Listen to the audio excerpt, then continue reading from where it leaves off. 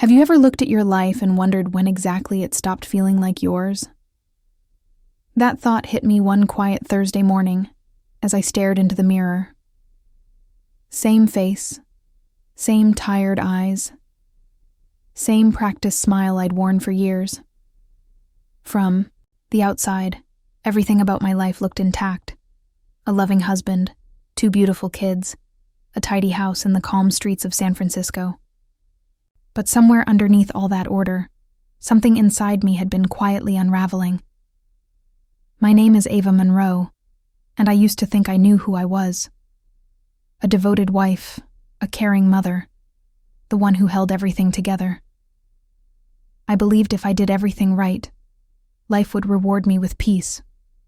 But years of school pickups, late meetings, and endless routines had worn something down that I couldn't name. I didn't remember the last time I felt seen or alive. Caleb, my husband, was a good man. Responsible, predictable. The kind of man who fixed things before they broke. We'd been married 12 years, and though the love between us had once been bright, now it flickered faintly. A small, steady flame that barely gave off heat. We didn't argue much. We didn't laugh much either. We simply existed beside each other, 2 planets orbiting the same routine. It wasn't unhappiness that haunted me. It was the emptiness between the spaces where conversation used to live. Then came Julian Cross, the freelance designer brought in to collaborate with my marketing team. From the moment he walked into the office, something in the air changed. He had this unhurried calm, this quiet gravity that drew people in.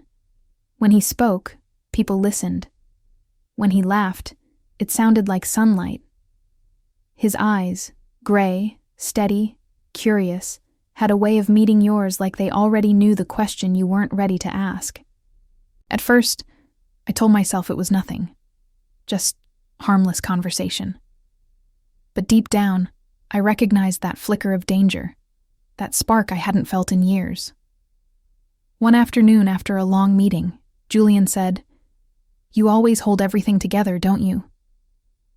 The words hit me harder than they should have, because I realized then how desperately I wanted someone to notice what holding everything together had cost me.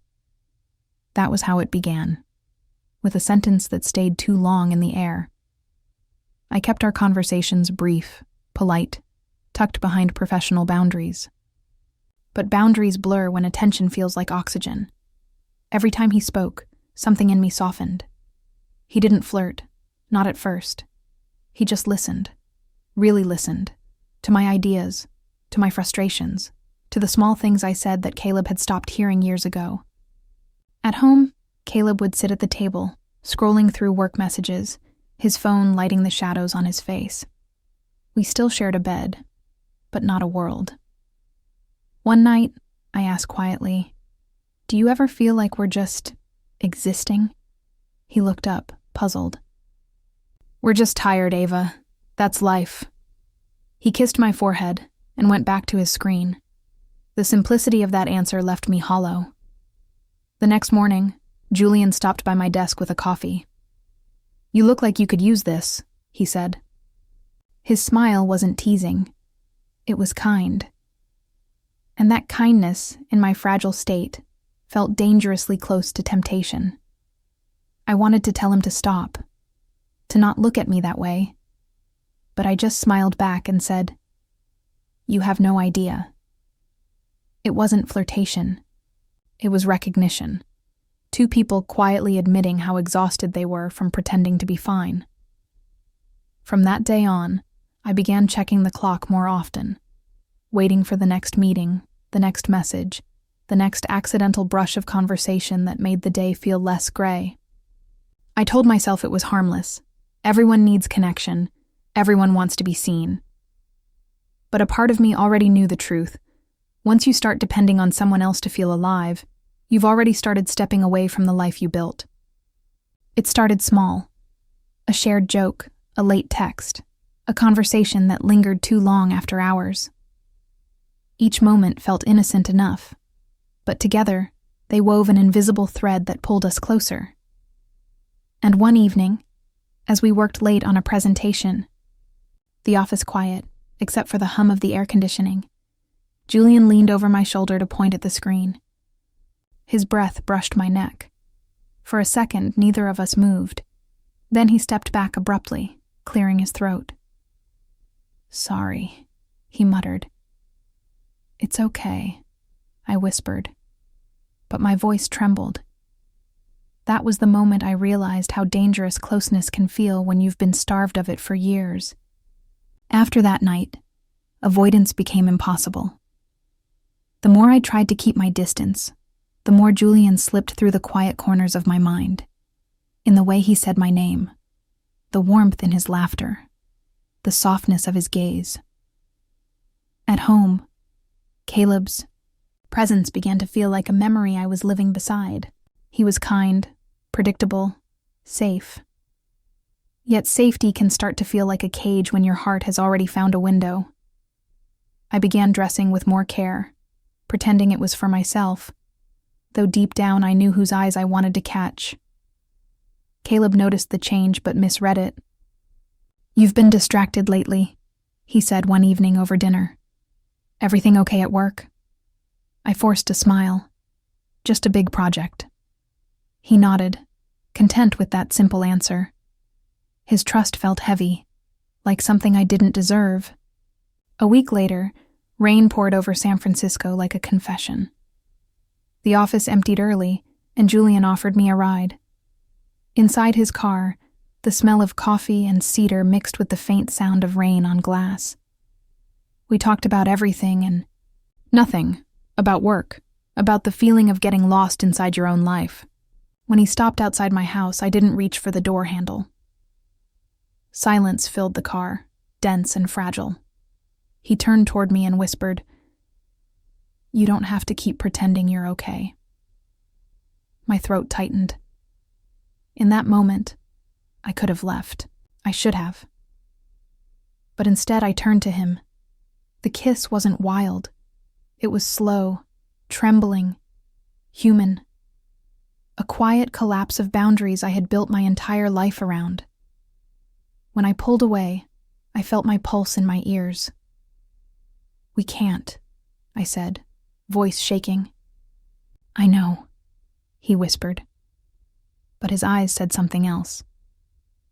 That night, lying beside Caleb, guilt became a living thing inside me.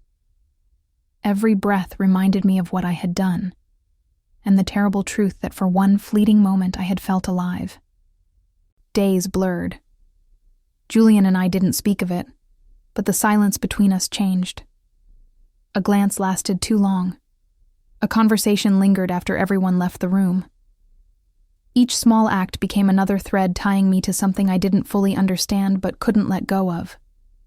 One evening, as we reviewed a presentation, Julian broke the silence. "Do you ever wish life turned out differently?" he asked softly. I hesitated. "All the time." He smiled, sad and knowing. And just like that, I knew we were standing on a fault line. A week later, the truth detonated. Caleb found the messages, the small digital ghosts of my double life. I walked into the kitchen as he scrolled through my phone. His face was pale, his voice a whisper. "Ava, what is this?" There was no use lying. The truth had already been read. "I'm sorry," I said. "Was it him?" he asked. I nodded. The silence that followed was unbearable. Finally he spoke again, quiet but devastating. "Why?" I wanted to tell him everything. The loneliness, the emptiness, the feeling of disappearing in a life that looked perfect from the outside. But all that came out was the bare truth. Because I didn't know how to feel alive anymore. He left that night, suitcase in hand, taking the steady rhythm that had once been our home. The house felt larger without him, echoing with all the words we never said. Julian tried to reach out, texts, calls, apologies, but what once felt like oxygen now felt like fire. Guilt burned everything between us, Eventually, the messages stopped. Maybe he finally understood what I did. It was never love. It was an escape, disguised as salvation. Months passed. I started therapy. At first, I sat there numb, answering questions like a stranger in my own story. Then one day, my therapist asked, "When did you stop showing up for yourself?" I didn't know the answer. Maybe the day I stopped writing. Maybe the day I decided being a good wife meant silencing the parts of me that still wanted. Caleb and I speak now, carefully, like people handling broken glass. We meet once a week for family dinners with the kids. Sometimes, across the table, I see the man I once loved, not as a promise, but as a memory that doesn't hurt anymore. I've learned that infidelity isn't about passion. It's about absence. The absence of being seen, of feeling real. You don't wake up one morning and choose to destroy your life. It happens in small, quiet steps, one unmet need at a time. Now, I move slower. I read again. I write again. I walk without rushing anywhere. There's a peace that comes from rebuilding yourself with your own hands. Sometimes at night, I still wonder if Caleb will ever forgive me, or if I will ever forgive myself. Maybe forgiveness isn't a destination.